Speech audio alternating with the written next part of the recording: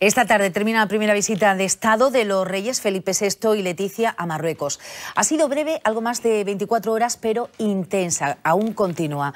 Bueno, después de varios aplazamientos, por fin se produce esta visita que va a servir para reforzar la relación estratégica que mantiene España y Marruecos. Hoy en nuestra mesa de expertos nos acompañan Maricruz Arcos, directora del Centro de Documentación Europea de la Universidad de Sevilla. Muy buenas tardes. Hola, buenas tardes. Y Julio Ponce, profesor de Historia Contemporánea. Muy buenas tardes a los dos. Bueno, el acto más importante que se va a celebrar esta tarde es la constitución del Consejo Económico Marruecos-España para potenciar la inversión y también la asociación entre empresas de los dos países. Una sesión presidida por Felipe VI.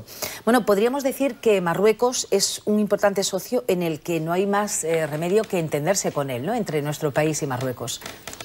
Julio. Sí, efectivamente, es un socio preferente. España tiene además un interés fundamental dentro de lo que sería su estructura de política exterior en la estabilidad del Mediterráneo occidental, y es evidente que por esa razón y por tantas otras que no solamente son económicas, sino es el problema de la inmigración, es el problema del terrorismo, son también la presencia de plazas de soberanía en el norte de Marruecos. Bueno, pues todo ello implica y induce a mantener unas relaciones correctas con el socio. De ello vamos a hablar enseguida, Maricruz.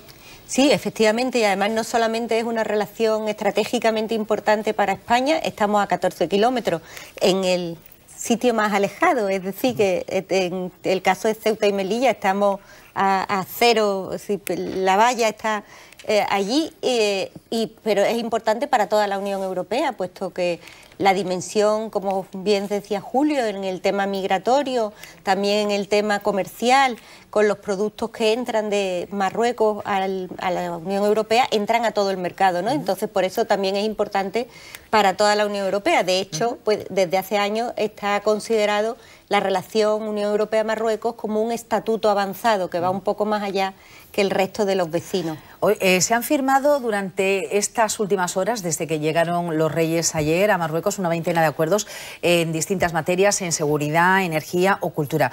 En el ámbito de la seguridad, que apuntabas tú, Julio, se va a dar forma legal a una cooperación en el combate de la criminalidad organizada en el ámbito de la inmigración, del territorio y también la seguridad. Bueno, no podemos olvidar que nuestro país, como decíamos, y más concretamente Andalucía, es la puerta del sur de Europa, con lo cual en ello hay que incidir.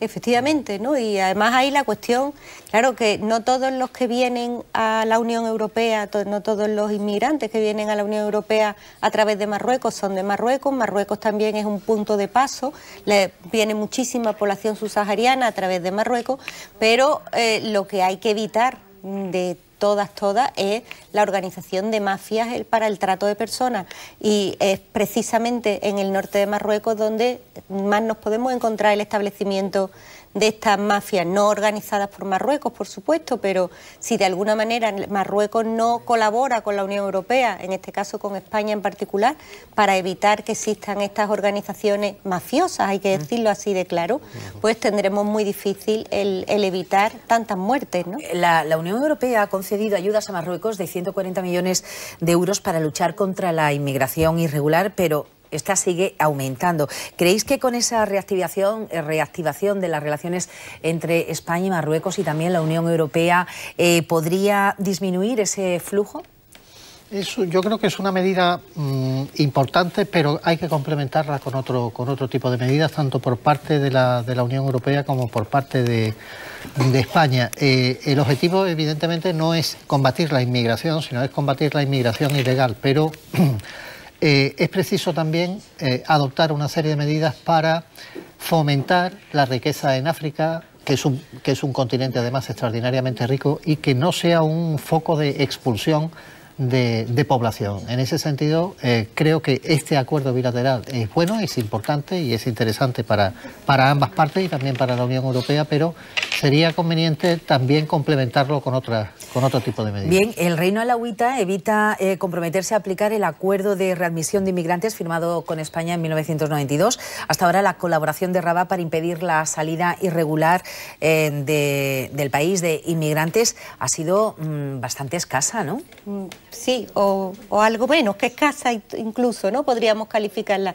Y efectivamente parece que la relación con Marruecos, pues no solamente, pues, si no podemos verla unívocamente solamente en inmigración o solamente en cítricos o solamente en tomates, sino que hay que verla en un sentido de conjunto. Entonces, bueno, pues parece que, bueno, a lo mejor son coincidencias, que cuando la Unión Europea ha tomado una medida desde el punto de vista comercial que no es del todo del gusto de Marruecos, pues aparecen un montón más de personas lanzadas al mar sin ninguna precaución, y efectivamente así no se puede luchar contra la inmigración irregular.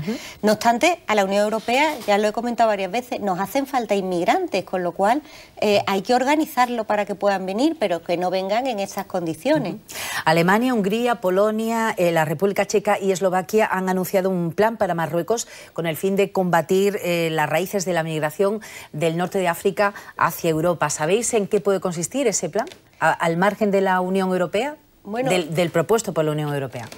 Fundamentalmente, he visto poco de este plan, ¿no? Pero lo poco que he visto fundamentalmente habla de ecodesarrollo, es decir, como señalaba Julio, lo que tenemos que hacer en el mismo sentido, además, que se manifestó la cumbre de Marrakech del pasado diciembre sobre el fenómeno migratorio, que precisamente se tuvo en Marrakech, ¿no? Y muy apoyada por el Papa Francisco, es decir, es toda todo un movimiento internacional. Hay que combatir los orígenes de por qué estas personas se lanzan a la aventura de intentar buscar una vida mejor. No ya los que están protegidos con el estatuto de refugiados, que eso sería un grupo particular, sino los que vienen directamente a mejorar sus condiciones de vida. Y fundamentalmente la pobreza es la causa fundamental, ¿no? Efectivamente. Bueno, Marruecos, por su situación estratégica, es un país que goza de un estatus, antes lo apuntabais ya, un estatus especial en la Unión Europea. Esta semana el Parlamento Europeo ha aprobado el acuerdo de pesca con Marruecos, un tratado muy importante para nuestro país y en concreto también para Andalucía. Bueno, efectivamente. Sí, son casi cerca de un centenar de barcos, pues tienen la posibilidad de pescar, lo cual es evidentemente interesante, no solamente en la costa marroquí, sino en lo que sería la costa del Sáhara Occidental. En las aguas adyacentes, que precisamente sobre ese asunto es una muestra más de ese trato especial que la Eurocámara tiene con Marruecos, ya que ha descartado la posibilidad de preguntar al Tribunal de Justicia de la Unión Europea por su legalidad por incluir esas aguas adyacentes del Sáhara. Claro, ahí tenemos un problema importante, porque efectivamente en el acuerdo se incluyen unas aguas que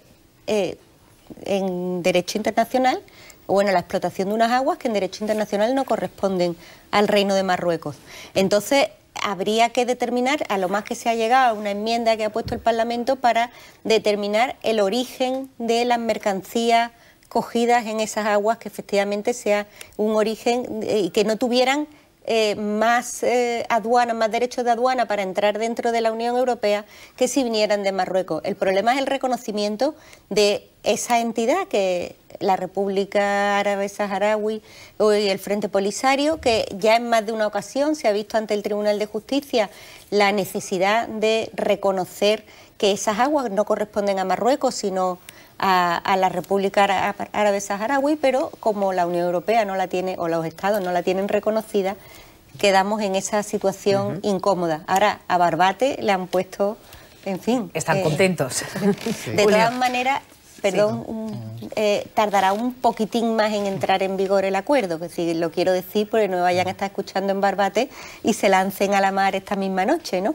Efectivamente, el acuerdo ahora tiene que ser ratificado por el Parlamento de Marruecos, pero bueno, parece que... el sector pesquero de Barbate seguro que está al tanto de los últimos detalles de ese acuerdo y cuando entra en vigor, por la cuenta que les trae también a ello, por la importancia que tiene, Julio. Sí, no, con respecto a todo progreso, pues tiene un coste, evidentemente es positivo este acuerdo de pesca, pero sí da una invitación, incluso más allá de lo jurídico, a que haya una especie de reconocimiento de facto, no de jure, pero sí un reconocimiento de facto de que esas aguas pues pertenecen a Marruecos. Y siempre esto es importante advertirlo, porque después pasan los años y efectivamente pues... Sí, parece Marruecos, que el conflicto saharaui, al igual que Ceuta y Melilla, son asuntos que están ahí, pero que ambos ejecutivos mantienen aparcados en pos de una buena relación. Sí, de una buena relación y después que en este sentido, hablando ya de Marruecos y particularmente de España, aunque las relaciones entre España y Marruecos hay que integrarlas dentro de Europa, sí es cierto que, igual que decíamos antes, que efectivamente no se puede enfocar el problema de Marruecos solo en el asunto de la pesca o solo en el asunto de la inmigración, creo que la política exterior española también tendría que ver no solamente a Marruecos, sino a lo que sería el Magreb y el norte de África en general. Quiero decir con esto porque desde hace ya algunos años, prácticamente desde en torno al 2004-2005, tenemos una política muy intensa con Marruecos, pero efectivamente también hay otros actores en la zona que creo que habría que tener en cuenta. Hablábamos antes de la satisfacción en el sector pesquero por ese tratado de pesca, pero no tanto ha gustado a los productores andaluces el acuerdo agrícola firmado hace unos días también entre Europa y Marruecos, que amplía a las producciones del Sáhara las preferencias arancelarias. Para el sector hortofrutícola español y sobre todo para Almería, esto supone casi una ruina, ¿no? Bueno, supone que habrá mayor competencia, esas producciones van a poder entrar en la Unión Europea sin tener que pagar esos aranceles extraordinarios que tenían que pagar. Tienen la misma consideración que si fueran de Marruecos, es decir, un trato preferencial para entrar dentro del mercado, y les obligará a los productores europeos a ser más competitivos de otra manera, no solamente por el precio. ¿Qué significa esto? Bueno, de alguna manera también, como decía Julio, ese reconocimiento de la extensión de la protección de Marruecos incluso a las producciones, pero desde el punto de vista comercial, en fin, tendremos que decir que viva la competencia. ¿Qué es lo que sucede? Que si pensamos en que efectivamente hay que potenciar el codesarrollo, nos va a costar, pero la forma de que todas estas poblaciones no vivan en la miseria, sino que puedan exportar lo que producen, es facilitarles el que entren sus productos. Lo que pasa es que realmente los productores andaluces, entre ellos los de Almería, dicen que sus productos ya no pueden bajarlo más porque casi los tiene al coste y que no puede competir con los bajos precios que presentan los productos como el tomate, la naranja, que viene de Marruecos y también de otros países africanos como Mauritania, por ejemplo, ¿no? Claro. Correcto, lo que ocurre es que, claro, todo acuerdo es producto de una negociación. Y en la negociación pues hay cesiones y hay logros. Lo que no podemos es mantener un acuerdo con Marruecos que sea absolutamente positivo, tanto en pesca como en otros aspectos. Y en particular, la parte del león de la relación económica con Marruecos precisamente se la llevan los productos, bueno, lo que sería el capítulo de productos agroalimentarios, tanto en importación como en exportación.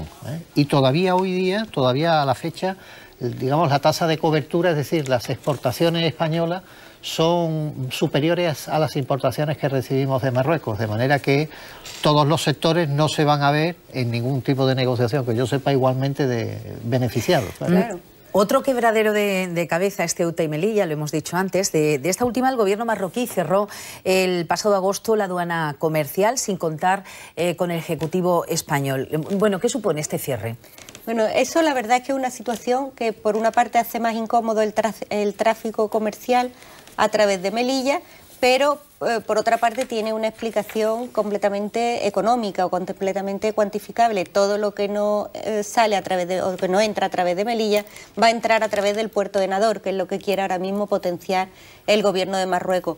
No es una buena medida, una limpia medida diplomática el hacerlo totalmente de espaldas al gobierno español, pero el interés aquí es claro, que es un interés fundamentalmente económico. No obstante, incluso el gobierno de la ciudad de Melilla protestó intensamente por este cierre. Se originan muchas más colas en la frontera, que ya de por sí es bastante seria las colas que hay normalmente en la frontera, pero no podemos desatender que hay una buena parte de la población de Melilla que son marroquíes. Entonces, bueno, no queremos estar a disgusto con nuestros vecinos. Julio. Sí, al respecto un poco lo mismo que estábamos comentando, la unilateralidad. El problema aquí ha sido que el verano pasado, bueno, pues se tomó una decisión unilateral por parte de Marruecos y creo que entre socios y entre socios preferentes pues tendría que haber otro tipo de clima. En ese sentido, la política, y lo he dicho y bueno, insisto un poco en esta idea, la política exterior española con respecto al Mediterráneo occidental no tiene por qué tener solamente un punto de anclaje, que es el de Marruecos. Hay otros actores, uno por ejemplo muy destacado es Argelia, con el cual, bueno, pues las relaciones económicas y, bueno, casi de todo tipo, con Túnez también, pues están bastante, en fin, en un nivel bastante bajo, y deberíamos de tener otro tipo de política mucho más sólida en ese Mediterráneo occidental, precisamente para que medidas unilaterales por parte de uno de los países del norte de África pues puedan ser compensados con relaciones con otros. Marruecos planea una ambiciosa reforma energética para reducir su dependencia de otros países y apostar también por la energía renovable. En ello prevé invertir más de 35.000 millones de euros. Ofrece importantes oportunidades también para las empresas españolas. Por cierto, que uno de los acuerdos que se han firmado ha puesto las bases para el desarrollo de una tercera interconexión eléctrica en la que puede participar nuestro país. Esto supone también una inyección económica para España. Y ojalá estén despiertas las empresas españolas para embarcarse en este sistema. La verdad es que es muy interesante la posición de Marruecos respecto a la energía renovable.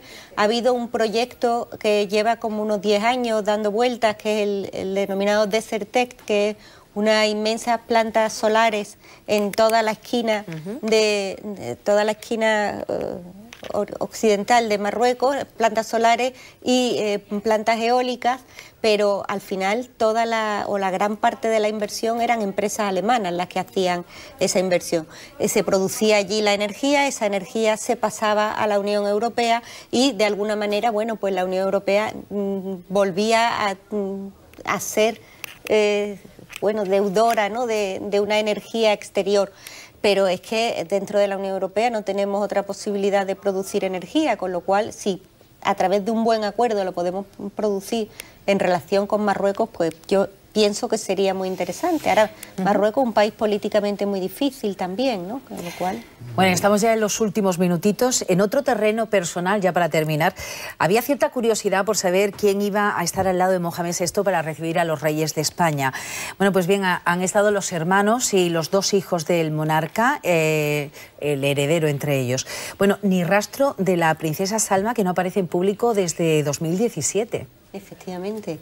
Bueno, esto casi de papel cuché. Es un misterio sin resolver. Casi de papel cuché, ¿no? La última, yo busqué dónde estaba la princesa Salma y parece que las últimas noticias las situaban por Italia, pero con los hijos, ¿no? Y los hijos ahora mismo han aparecido al lado de Mohamed VI. Bueno, hay distintas versiones, no sabemos.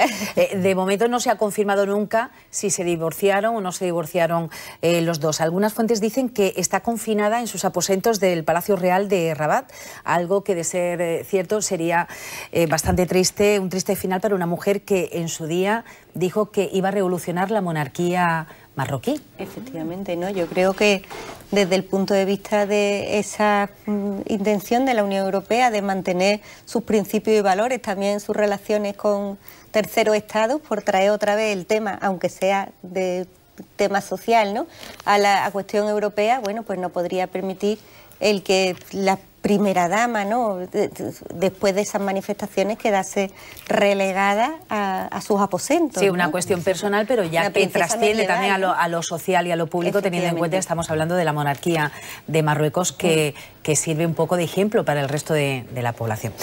Bueno, se nos ha terminado el tiempo. Maricruz Arcos, directora del Centro de Documentación Europea de la Universidad de Sevilla, y Julio Ponce, también profesor de Historia Contemporánea. Muchísimas gracias por habernos acompañado. Enseguida llega Ángel Gámez y su equipo, que nos trae toda la actualidad del deporte. Antes hacemos una pequeña pausa para la publicidad. Nosotros volvemos con un nuevo resumen informativo sobre las 6:20. Hasta luego.